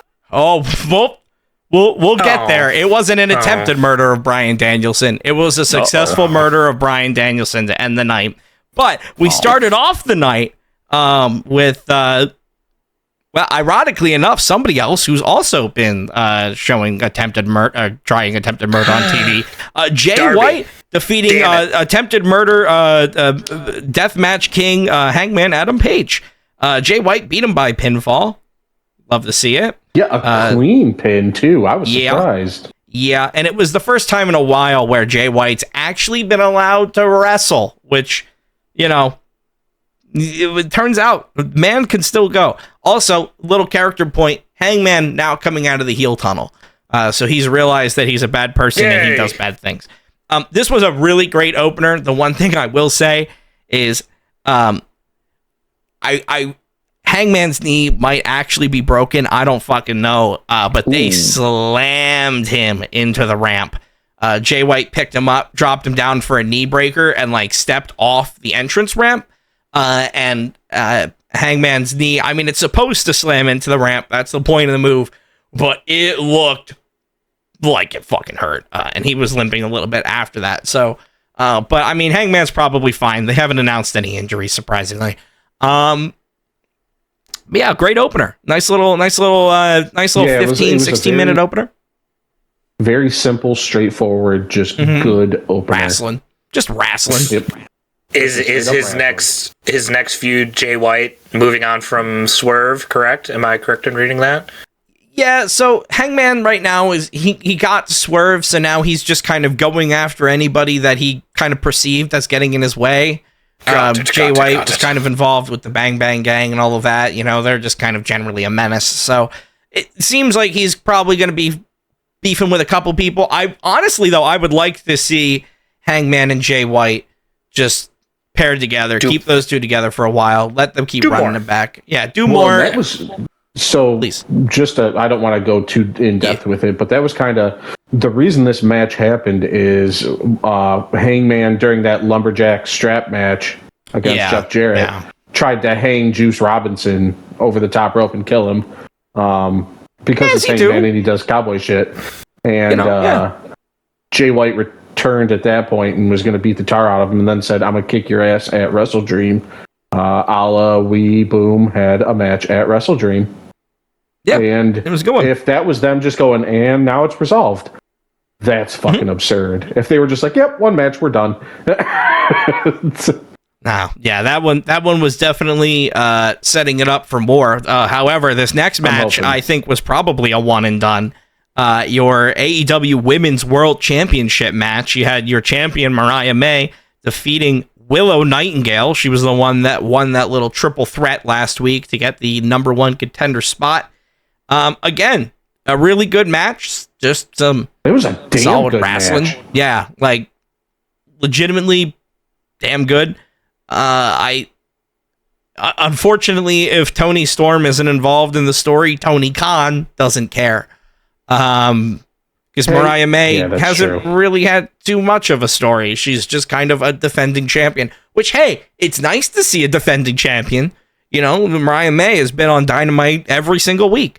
But at the same time, you need a little bit of something there. There's not a lot of there's not a lot going on. I feel like they had something going with trying to bring Mina Shirakawa in and all of that.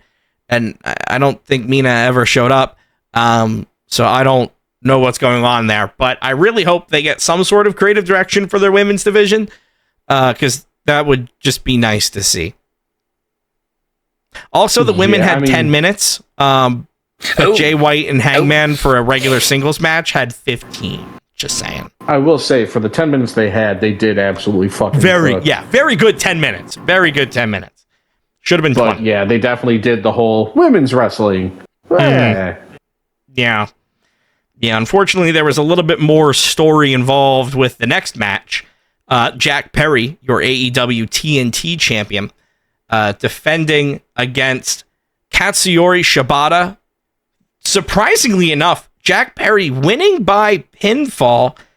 Gonna be honest, not exactly sure if he was supposed to, or at least not like that. I mean, because there was kind of a dumb ending with Shibata has like a rear naked choke that he does on everybody, and he put it on Jack Perry, and Jack Perry fell back. Shibata's shoulders were on the mat, and the ref counted the 3. Which, yeah, it's a pin. Katsuyori Shibata does that like all the time. That's his move. I think he knows to pick his shoulders up off the mat. So I don't know why they had that. But really kind of the meat and potatoes of this match came in afterwards. When coming in to help Shibata, we have Daniel Garcia coming in to help Shibata beat up Jack Perry, get that TNT title. And then who runs down to beat up Daniel Garcia? But MJF. MJF comes out. He does his heel shtick. He calls it the wrong city. Everybody gets pissed. He says, I don't give a fuck. And then who comes down to confront MJF? That's right. It's Adam Cole, baby. Yeah, that's right. Adam Cole, Mr. Shattered Ankle himself, is back. And he does not have a shattered ankle anymore. No, he ran down to the ring. Motherfucker sprinted. He was like, I'm going to show you that I'm good to go. He ran in and, obviously called out MJF because they've been, waiting for Adam Cole to be healthy to finish the storyline they started a year ago when MJF was still the AEW World Champion. So, hey, we get that back. We get Adam Cole back on our TVs every week. We get MJF back on our TVs every week. And win. And hear that whole crowd do the Adam Cole baby again. Oh, it's just so good every time. Yeah. So satisfying. Yeah, they were loud as fuck, and Adam Cole helped get everybody nice and warm for probably AEW's best match in a very long time. A 3-way match for the AEW International Championship. Okay. So not only did we have Konosuke Takeshita and Will Ospreay, you also got to remember Ricochet thrown in there. Triple threat. Mm-hmm. The AEW International Champion. Yeah, a bunch of flippy shit. And then Konosuke Takeshita being there reminding everybody he's strong as fuck. And he's just catching people and also jumping over the top rope himself. Motherfucker 6 foot, clearing it like insane. Insane athlete. And your new AEW International Champion, Konosuke Takeshita. I was waiting for them to put a goddamn title on him. Mm-hmm. About fucking time. Mm-hmm. I'm gonna be honest, I did not think Takeshita was getting it now, but I am extremely happy to see it, and he is already going out on the indies and defending it. He has a defense against Josh Alexander at Rev Pro in a couple of weeks. To be fair, it is also because Will Ospreay took a screwdriver to the back of the head. Yes, that's true. Yeah, we did. Unfortunately, well, I say unfortunately, but I feel like it's something everybody saw coming. But Kyle Fletcher he's been kind of part of that whole Don Callis team, but also just friends with Will Ospreay going all the way back to United Empire. But Don Callis, he likes a little screwdriver. It's been his weapon of choice. We saw Kyle Fletcher leave Dynamite, I believe it was, with a screwdriver in his hand, and he showed up with it again tonight to hit Will Ospreay and it essentially kill Will Ospreay so that way Takeshita could win. But I honestly, even with that kind of run in at the end, usually something I'm not a fan of, I thought it was really, really well because it fit. it made sense. And again, everybody saw that coming, right? Like, Kyle Fletcher is aligned with Don Callis, but at the same time, like, that they are really friends. So yeah, you saw it coming, but you never really expect it, So it got that. Also, shout out, finally, somebody, Konosuke Takeshita adding some realism to the anime flip spot that Will Ospreay and Ricochet do, where they bounce off the ropes and land on their knee and they look at each other. Konosuke Takeshita decided to show. He went. I'm gonna show you why you don't fucking pose in a wrestling match. They both hit that, and he drop kicked both of them in the face. So. Yeah, it was that is, it's like, wow, look at all this flippy shit, bang. Yeah, and the camera angle was like purely on Ricochet and Will Ospreay, so Takeshita just came in out of nowhere and just you just bam. see feet hit face, and you're like, oh, there it is. That's pretty good. I like that. Now, you mean to tell me that the greatest WWE speed champion of all time didn't end up winning this match? No, unfortunately, he took a leaping through tombstone pile driver off the ring apron through a table. So came back for a little bit. That's true. He did come back a little bit, but I think they very much went, "Hey, Ricochet's not gonna win this one." Hell of a spot, though. Hopefully this means that they're actually going to break the cycle of stuff that they've been doing with the new WWE guys. Like I said last episode, where they care about them, put a title on them immediately, they get injured, and then they don't care as much once they come back from injury. Yeah. So hopefully that cycle is going to break, because any AEW fan cannot tell me that that hasn't happened with 90 to 99% of everybody who has come over from WWE. So I'm glad that they didn't put a title on them. Yeah, they really need to let Ricochet work his way up to the title. Yes. And they have plenty of great matches that can fill TV time, like the next match on this card, which, I'm going to be honest, I don't know why they did this on a pay-per-view. I feel like it probably has something to do with some sort of deal between AAA or CMLL, whichever one these two are from, and AEW. Because this match was Hologram, which is AEW's Sin Cara. He's been on Collision. He has a black light that turns on during his entrance. And he wears shiny clothing. But he's essentially being billed like Sin Cara was, where he's the next Lucha Libre legend. He's undefeated in AEW. And then, spoiler alert, undefeated. But he went up against the Beast Mortos, which shout out to Dandy Dragons. That's their new favorite wrestler, because Luchasaurus, you got pneumonia. Feeling for you, bud. Hope you're all right. But Dandy needed a new a non-human luchador to latch onto. So Beast Mortos, congratulations. But they had a nice little 2 out of 3 falls match, and honestly, again, really, really good match. It was. I just don't understand why it was on the pay-per-view. Because.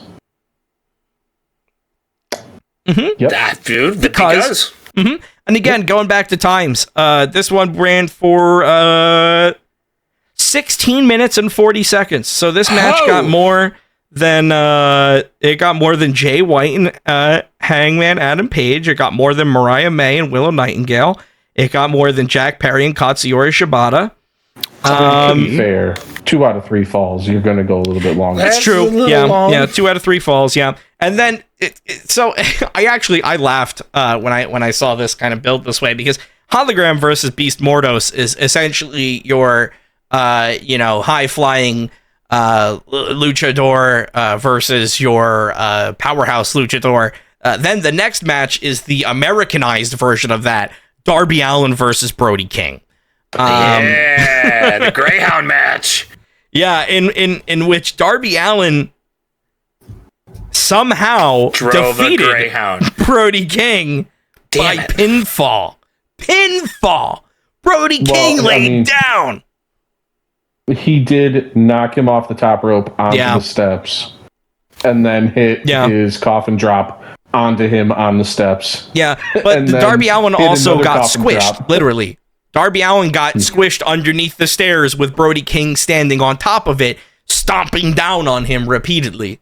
Yeah, but this is also the man that got taken out by a bus and then went, Yeah. I've had better. Yeah, I know Darby has all of these ideas. I don't know if you need to do them all. I don't know, man. I don't know if you No. need to get squished. I don't know. Seems like a real easy way to break a rib. Seems like a stupid risk. Also, no way you can do that safely when Brody King is like legitimately a fucking monster and he's standing on steps which now equally distribute the weight across your chest so that way your entire rib cage can get crushed instead of just one of them. But I mean, hey, it was a great match. And like I said, it was, I kind of laughed because it was like the American, you know, like you get the high flyer versus the big monster. And then it's like, all right, now you have, the high flyer versus the big monster, Darby Allin versus Brody King. And it was, you know, unfortunately, Brody King didn't get the win, which he should have. But speaking of unfortunately's, we can. Oh, the weird thing I saw. Well, the weird thing I saw from this match is everybody went, "Wow, these two have really great chemistry together. They should be a tag team." And I was like, "That's what you took away from this?" I don't think they should be a tag team. I think they should just be given like a half hour, because they were given 12 minutes. But speaking of unfortunately's, we have probably the biggest unfortunately of the night, and that's even knowing that what happened to Bryan Danielson. But the Young Bucks, Matthew and Nicholas Jackson, going up against Private Party. This was for the AEW Tag Team Championships. The Young Bucks were your championships going in, and the Young Bucks are your champions coming out. That's right, baby. Man. They're keeping up the Roman Reigns schedule. The AEW Tag Team division, what used to be the best tag division in all of wrestling, is dead. You can find the new best tag team division in all of wrestling on SmackDown this week when Motor City Machine Gun showed up. Oh, Motor City Machine Gun. You mean to tell me I booed Kevin for no reason last week when he made his pick? Yeah. Oh, son of a bitch. And it also sounds like he's not even here to hear me say that, so that makes me feel even better. Listen, I really thought Private Party was going to get this.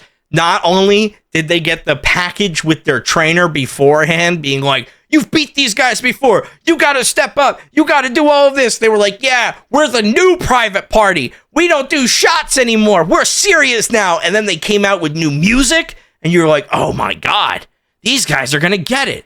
They're the new Private. They're locked in. They're ready to go. They've already beat the Young Bucks, and that was 5 years ago. And Private Party is miles ahead of where they were 5 years ago, and they lost." Did they? Yeah, welcome back. Now he's back. But yeah. So unfortunately, the Young Bucks stay on that Roman Reigns schedule. Hold on, yeah, we'll try that. Oh, so you mean to tell me I booed Kevin for no reason last week when he met? There he is. I knew it. It's yeah, we all kind of saw that happening. This picking thing. Thank you. I don't know if you guys know this, but I picked LSU last week. There you go. You did. There you go. You did. Yeah, and then so we have the Young Bucks win, and people are like, "All right, well, I guess the Young Bucks win again. All right, cool. What's next?" And the next match was a singles match for the ROH World Championship, and you go, "Ooh, I like World Championship matches. I like the Ring of Honor World Champion Mark Briscoe. Who's he going up against? Hi guys, Chris Jericho." I wanted to shoot myself watching the Young Bucks win and then Chris Jericho coming out immediately after. I wanted to blow my fucking brains out. But I thought you wanted to blow your load. Well, I wanted to blow my load with Mark Briscoe and the amount of pile drivers that were in that match. They hit so many fucking J drillers. I can confirm. Did my homework. It is October, spooky month. There's a lot of scary movies out right now. I found out Chris Jericho was in both Terrifier 2 and 3. I found that out today as well. Yeah, I saw his clip. Somebody that watches those movies, I could have just told you that. Yeah, well, you didn't really help out too much last week when we were talking about it. Can confirm, though, Jericho also is the one that dies in Terrifier 3. Maybe I'll have to go see it. As someone who does not Would you like me to tell you how? Because I think I know how. Yeah, tell I'm me. never going to see those movies, so feel free. Yeah. Mike, please correct me if I'm wrong. I believe he gets his face ripped off? Oh. Oh, good. Question mark? It's still in theater, so I haven't seen it yet. Yeah, I believe there was some sort of some like digging in the skin and peeling the skin off the face and sort of yes. So if you need any sort of therapy after this match, well, if Chris Jericho got his face ripped off in Terrifier 3, he probably has a little bit more of a headache. You get your face ripped off, then you go up against Mark Briscoe and you talk about his brother, you talk about Jay Briscoe, you talk about the Jay Driller, and then Mark Briscoe hits you with about 4 or 5 Jay Drillers. Listen, again, no injuries from the pay-per-view, everyone's good, but it seemed like Jericho was getting his ass kicked, and I kind of liked it, which is good because, well, I'm gonna say I'm not gonna say I didn't like this match because I did. It was just everybody saw it coming. I told you so, because the main event in Bryan Danielson's home state in the Tacoma Dome, he goes up against who? Jon Moxley, the ace of AEW, I believe now 4-time AEW World Champion. Who's farting? If I say I heard something. Who's farting? Jon Moxley's letting it rip. I moved my couch. Okay. Did you hear that first one? I thought Mike was getting indigestion about the match. I thought he was too. Well, Mike fucking match. Yeah, Mike may have been moving his couch back, standing up in excitement because we got Bryan Danielson's last entrance ever, costing $500,000 because the match started off. The match started off with Moxley jumping Danielson during his entrance, and they decided, fuck it, let Final Countdown roll while these dudes fight outside for like 3 or 4 minutes, and then end it once the match actually starts, which was amazing. And you could tell everybody just wanted it to keep going. Like, they could have played that Tony whole was match. like, fuck it, I paid for it. Yeah, no, Tony was like, fuck you, I'm getting the rest out of this license. I'm using it. Is that to actually be fair, confirmed too? It cost that much? Oh no, I have no idea how much it actually costs. I pulled that number out of my ass. Sorry, I was gonna say, God, that's pretty penny. Listen, I wouldn't be surprised. Europe needs a paycheck. Yeah, and I wouldn't be surprised.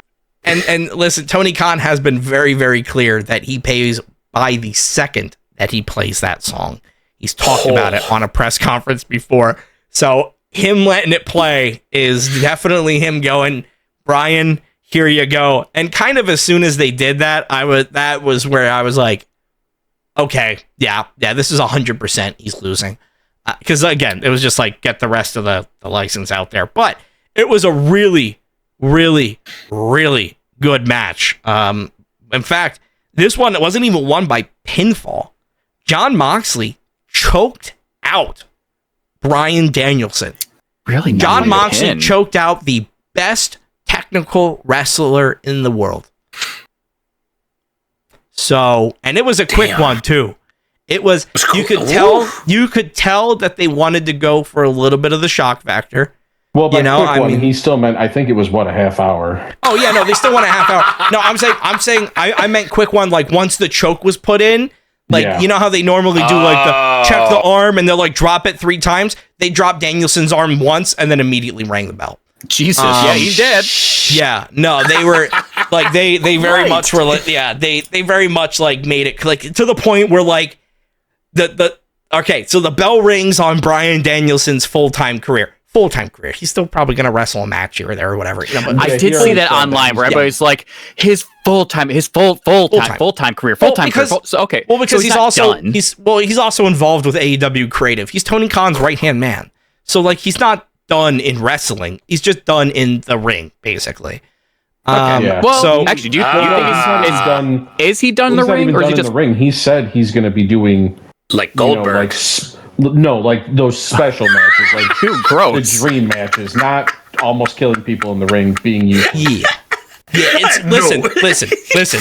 Listen, Don't you it's ever going to compare be him to Goldberg again. it is going to be quite a long time until we see Bryan Danielson again, because the bell rings on Bryan Danielson's career, choked out in the middle of the ring by Jon Moxley. Okay, that we saw coming. Marina Shafir was out on ringside the entire time. She's already there. Who jumps out to join him? The rest of his group. Claudio Castagnoli, Pac, Marina Shafir, and Jon Moxley are all standing in a ring. So they're standing over Bryan Danielson. What do? Whip out the plastic bag, baby. Oh, Jesus. Woo! I thought you said They we go got to something put the else. bag- It's not you. He's pulling his cock out. Listen, they go to put You the bag. Go. They go to put the bag on Danielson, and who comes out for the save? Darby Roman Reigns. Allin. No. Darby Allin, Wheeler Driving the Yuta, bus. Fuck. and Adam Cole. Okay. Oh. Remember that pairing, because it's going to be important. They come out, they, have a fight in the ring, they do all of that, and then left in the ring is basically just Wheeler Yuta, Jon Moxley, and Claudio Castagnoli.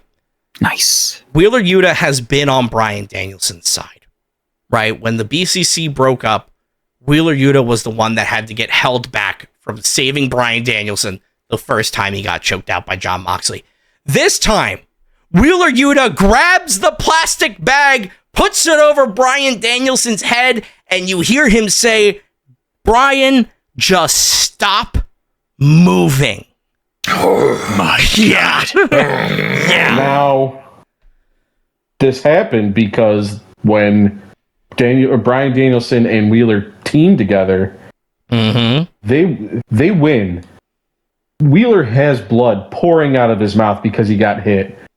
Bryan Danielson is doing the yes chants just in the center of the ring. Wheeler is reaching out to him for help. And Bryan is still just doing his dumb fucking chant. Yeah. And then, So this was a little bit of revenge where it's like, hey, you didn't look out for me when I really needed you. Fuck you. and so then, good. as Bryan Danielson is now laying passed out in the ring because he was just choked out by a plastic bag, they decide Again. it is time to write Bryan Danielson off of AEW TV forever. They go and they grab a steel chair. They put it around his neck, Bryan Danielson's neck. Claudio Castagnoli walks to the back corner, runs up, and stomps the fuck out of the chair around Bryan Danielson's neck. My God. Yeah. So at this point, every single person in Mox's group has had a kill shot on Bryan Danielson. And then they finally come out with a stretcher, put him in a neck brace, and I assume take him to the morgue. And that's the end of Bryan Danielson. Well, one was more like a kill bag, if we're being honest with ourselves. Yeah. A very interesting way to write Bryan Danielson off. I will say one thing that I really enjoyed about this is that they cut to Nigel McGuinness. Nigel McGuinness obviously has been extremely, an extreme rival of Danielson, calls him Brittle Brian all the time, talks shit. They had a match together, I think a week ago or 2 weeks ago. So, they are enemies. Even Nigel McGuinness, after all of this, they cut to him and he goes, I'm going to be honest. This is a moment I've looked forward to for a very long time. And I don't have words for it. Because it wasn't Bryan Danielson losing with his shoulders to the mat. It was Bryan Danielson getting choked out, beat the fuck up, and left. Left in the ring like trash. That's how his career ended. Which I think is the most Bryan Danielson thing ever, if you ask me. The fact, and to be fair, during the press conference, Tony Khan said this was Bryan's idea. He wanted this. The fucking psychopath, right? Like, first of all, I don't think anyone was ever questioning if it was Bryan Danielson's idea, but the fucking psychopath.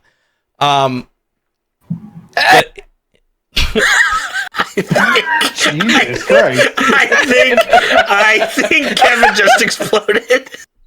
I didn't realize Kev felt so much passion about the end of Bryan Danielson. My God. What the fuck was that? John Moxley got to him. Oh no. Anyway, John Moxley is your new before.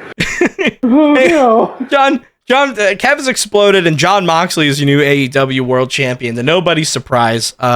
Like I said, I still stand by my theory of they thought Bryan Danielson had until the end of the year, and then they realized they don't, and they had to do something quick. I believe that's why they rushed Nigel McGuinness's match. I believe that's why they did the whole bullshit with Darby. They went, okay, we have to end your career. Where are we going to do it?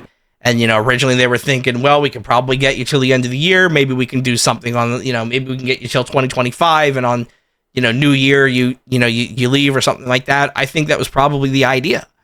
But I think they kind of had to rewrite stuff real quick, and they went, well, listen, Brian, we have a pay-per-view coming up in Tacoma. And I mean, that's been on the calendar for a while, so maybe this has been planned for a while. But when he won the belt, they kind of made it sound like he was going through the end of the year at least.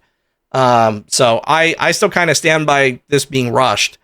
But at the same time, what a fucking way to go out. People were pissed. They were very, very angry that this was how the match ended. I feel like people were more angry and upset just about the fact that Bryan Danielson is done. But even then, he's not done. It's just his full-time career. He's going to go home, be a dad, come back when the money's good. He's going to get them paychecks. We'll see him around. Personally, he's not under contract with AEW right now. I have to wonder, do we see him show up in WWE? Maybe even just a backstage thing, maybe like a quick NXT thing. They like bringing back legends. I mean, I don't know if you would consider Bryan Danielson a legend by age. He's not in that age range, but he's a legend in the WWE. So I have to wonder if maybe there's some he's interest a legend in pretty much all wrestling in general. Yeah. So, but I have to wonder if there's interest. I mean, I don't think he's going to wrestle. I really don't. Like, I think when he says he's done being a full-time wrestler, I think he's done being a full-time wrestler. I think if anything, we see him get. He's done being a full-time wrestler. He's going to be. He'll show up to wrestle. I don't think this was the last time we're going to see Bryan Danielson, whatever, in a ring. He's going to wrestle again. This is just the last time where he's like Monday to Friday. I think one of the things that AEW needs is they need a Goldberg. No, they don't need Goldberg. One of the things that they need from like a narrative perspective is they need like a general manager. They have Christopher Daniels, but he was very much written in as like Tony Khan has a broken neck, so he's going to step in his place. And they haven't really had anybody to step up like that yet. I feel like Bryan Danielson, well, I mean, obviously we know Bryan Danielson is comfortable in the GM role. He's done it before on SmackDown. So I feel like if anything, that might be kind of the role we see him in, maybe more like managerial stuff. I don't know if he's going to be active anymore. I think in terms of taking bumps, I think he's done. I think we might see him bust out the greatest hits every once in a while. But I really think in terms of Bryan Danielson matches, I think that's probably the last 27-minute Bryan Danielson match we've seen. I think if anything, he's going to go maybe 10 or 15 from now on if he has a match.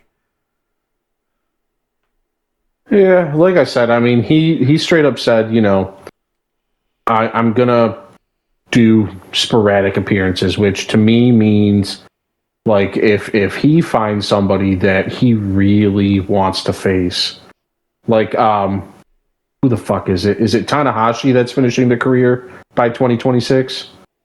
I think. I wouldn't be surprised if somebody like Daniel Bryan or Bryan Danielson comes back and is like, hey, I'll be one of your final matches.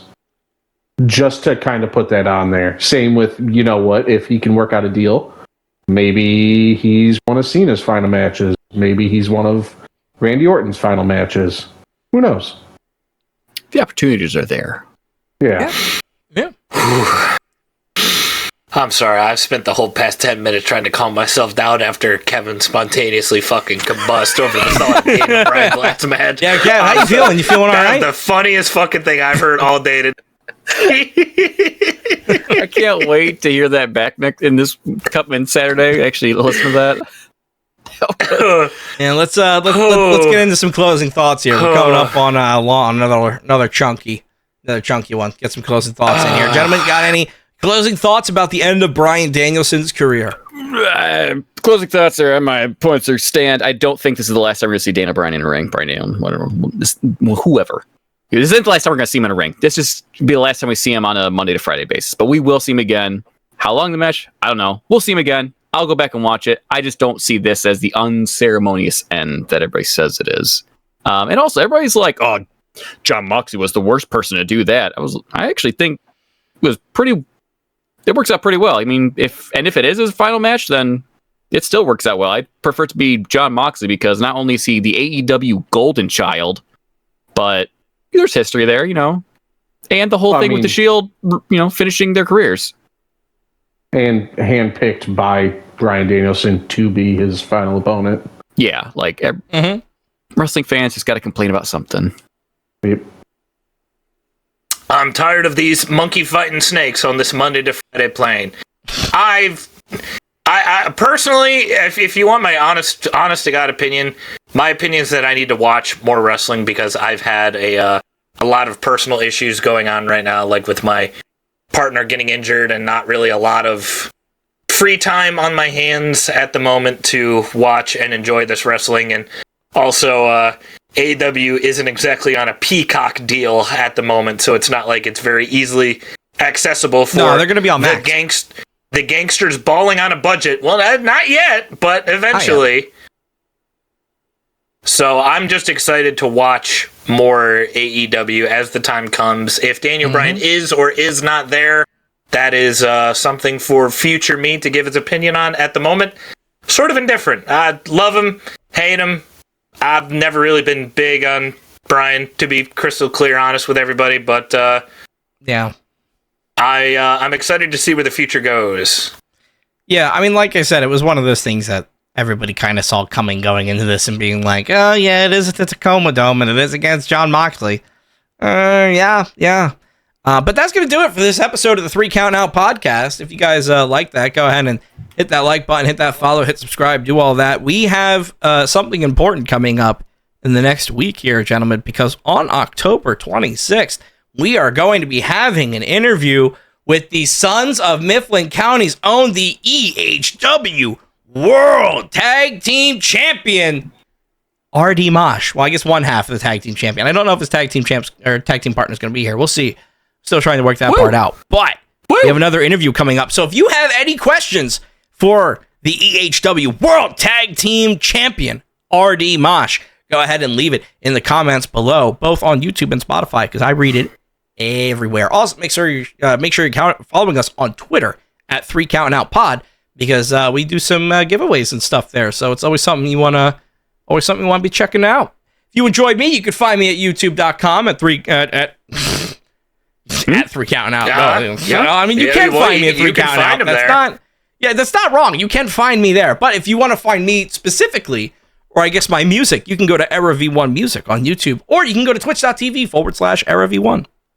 If you want to find me, listen to us all the time, always. Make us your life. Yeah, I agree. I want to wake you up in the morning. Set me as your alarm. If you don't want to listen to me, too bad. I'm going to be there anyways.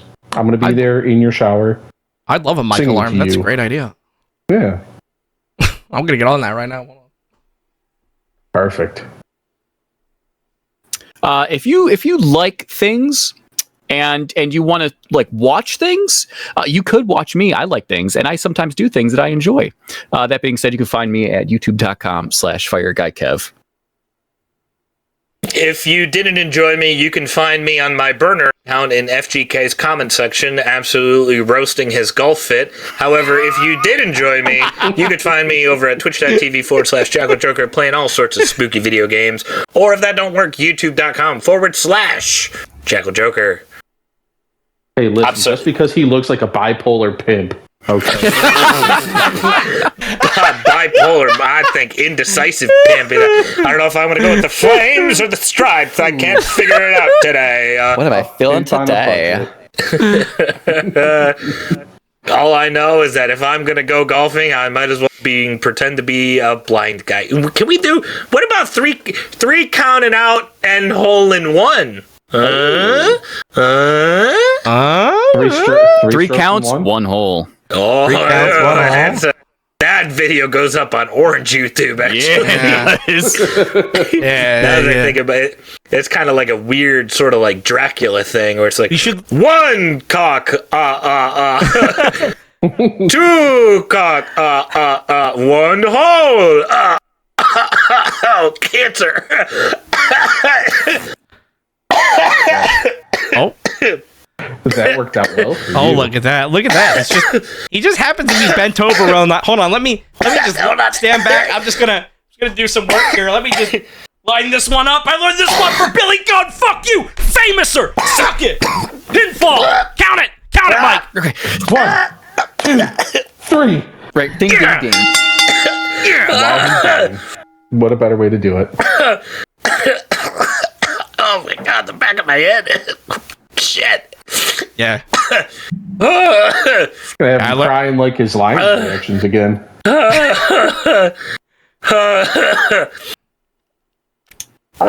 Yeah? You good? Concussion number 12? Oh, I'm a little lightheaded. You're fine. I can imagine. Mom?